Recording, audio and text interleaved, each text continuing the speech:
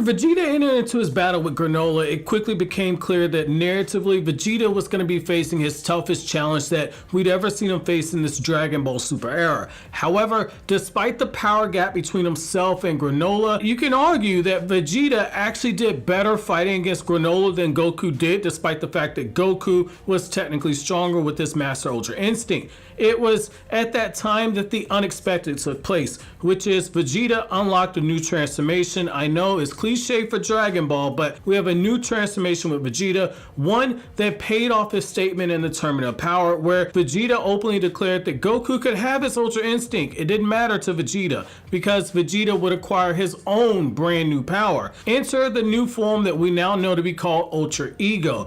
It's a fitting name for a character who has quite the ego himself and self-pride like somebody like Vegeta. Power gained directly from training under the God of Destruction, Universe 7, the kaioshin known as Beerus. That being said though, rereading the last few Dragon Ball Super chapters has made me double down on my belief that this is not only the first variation of this new power, but Vegeta is also at a very dangerous point as a character. The Vegeta that we knew has to die to fully unleash this new power that is granted by the Ultra Ego transformation. It's why this Vegeta now is consumed with madness, and overcoming that madness is going to be key to mastering this new power, but Vegeta's got to strip down even further than he's already done. In my opinion, it's not too crazy to think about, because when you really go back and look at the history of Dragon Ball, it kind of fits into some of the patterns that we've seen in Dragon Ball before, from when Goku was a 12-year-old boy with the Ozaru transformation, all the way to Goku with Master Ultra Instinct as a grown man and as a father.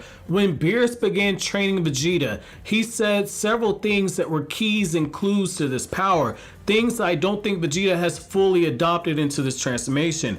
He stated that as long as Vegeta had doubt that weighed down his soul, as long as he felt guilty for the sins of himself, for the sins of the Saiyan race, the power that he sought would never truly be gained. Vegeta needed to free himself of the past. It would only be then, after destroying the doubts and the ghosts inside of his mind, that he'd be able to achieve this new power. Beerus specifically referred to it as recreating himself. While Vegeta has definitely undergone a transformation, I'm not too sure I believe that this is Vegeta fully recreated in the way that Beerus himself mentioned and meant. We've seen Vegeta go absolutely furious, showing no regard for life when he used that giant ball of Hakai energy, yet I still believe somewhere down on the surface, the Vegeta that we've grown accustomed to is still there. I don't think that Vegeta has fully stripped away all the stray thoughts inside of his mind. I don't think he's fully gotten rid of everything in his past. I think he's gotten rid of most of it, but I don't think that he's gotten rid of everything. I find it hard to believe that Vegeta was able to strip away all the change that has undergone in his soul over the last decade plus since Goku told Krillin to spare his life, and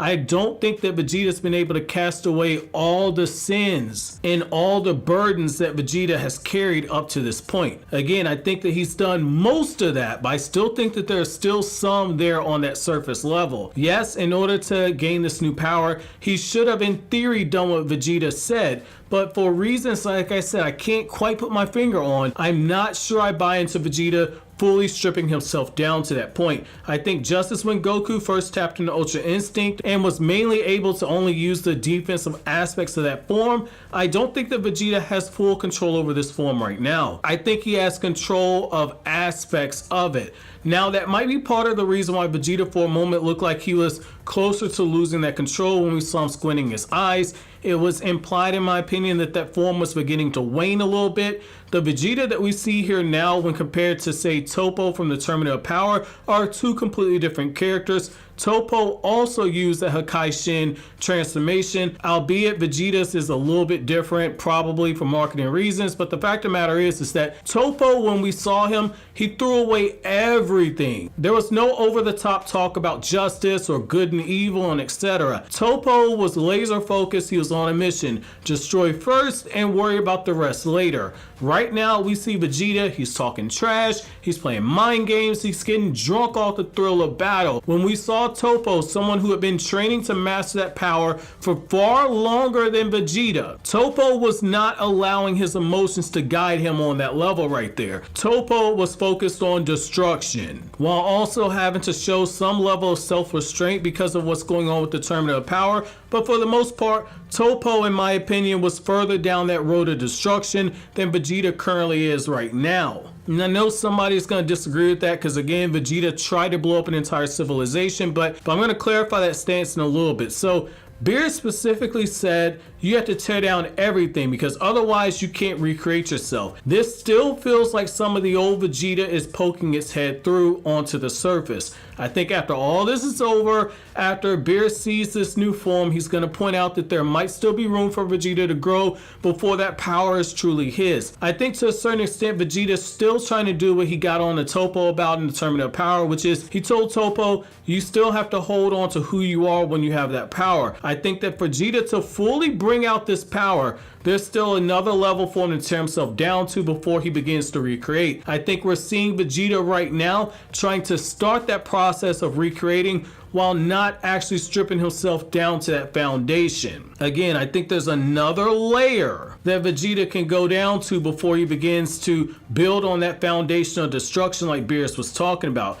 And I don't think that we're there yet right now. Ozaru, when it was first introduced, we saw that blind rage and destruction, but Vegeta, when we saw Vegeta use it, he was in perfect control. Super Saiyan was pure anger, but it took years of fully training to master that power. God Key transformations required their own hurdles to overcome, and when you look at the auras for Super Saiyan God and Super Saiyan Blue, one is raging like flames and the other one is more calm and controlled, and they both have a difference in appearance. Ultra Instinct required a fully balanced utilization of the Ultra Instinct properties. Beerus said to remove any stray thoughts, focus only on destruction, but we see Vegeta lost in his thrill of battle, patronizing Granola, which is why I don't think that we're quite at this point just yet. I think we're very close, don't get me wrong.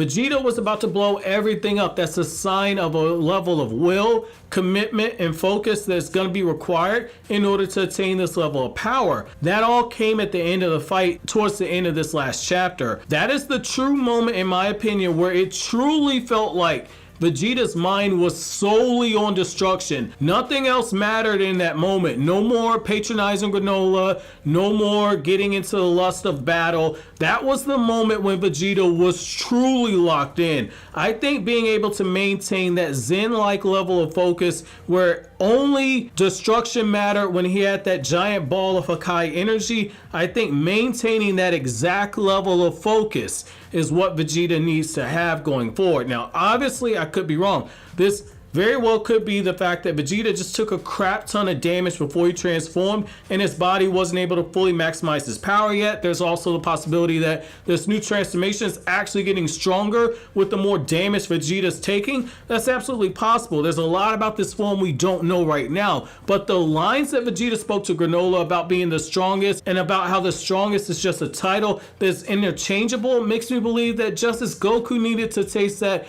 UI power multiple times before he fully was able to grab onto that power, I think we're in a very similar space with Vegeta. Given that we have the heaters now on the move at the end of the chapter, it seems way too early for Vegeta to be at this point here to where the form is completely mastered, and once Vegeta's at full power and he's able to transform into this form at will, Vegeta's going to be able to tip the scales. I don't think we're quite here just yet. The idea of Vegeta stripping down even further, getting laser focused on that madness that comes from being locked in on destruction, I think that's where Vegeta still has a deeper level to get to, and then he builds on that madness. He builds on that destruction. We see elements after that of the Vegeta that we've known, except for this one is locked in and is stripped of the very doubts that Vegeta was stated by Beerus to still have weighing him down. However, that's just my thoughts on this matter. I know this is still a new form, so there's a lot more that we don't know, so I'm very curious to know what you guys think about this. Let me know down in the comment section below, but as always, guys, if you have anything I had to say, don't forget to comment, rate, subscribe, and share. Thank you so much for watching to the end. Have an awesome day, guys.